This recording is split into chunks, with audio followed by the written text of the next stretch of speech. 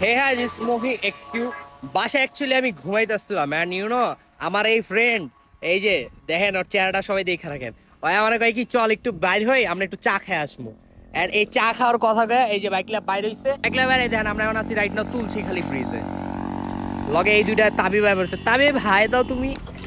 and আমরা যেতেছি গা দোহার দোহার কি করতে যেতেছি কইতে পারি না চিনা ঢাকা থেকে 100 কিলো হইতাছে যাওয়া আসো দোহার চলে যাই দু বাবা চল বন্নে চলা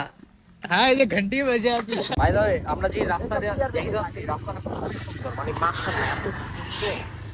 আমরা বলে বুঝতে পারি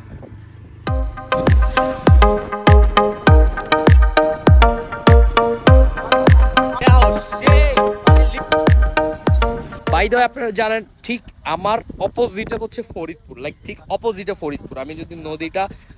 লেটস সে সাঁতারগাঁইটা হাইটা এটা তো আর ক্রস করা যায় না সাঁতারগাঁইটা ক্রস করি ঠিক আমি অপোজিটে ফরিদপুর উঠবো so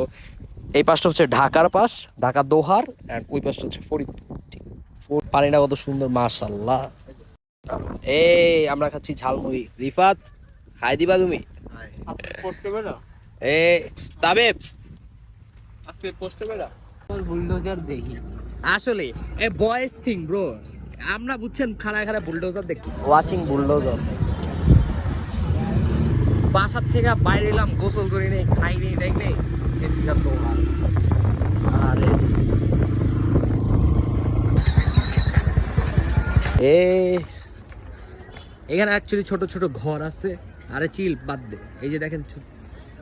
moral of the stories যদি আপনার কোনো ফ্রেন্ড আর যার ফ্রেন্ডের বাইক আছে এমন ফ্রেন্ড যদি আপনাকে ডাকে যে চল মামা একটু চা খায় আসি ওর লগে জীবনে বাইরে হইবেন না বাইরে হলে দেখবেন আপনি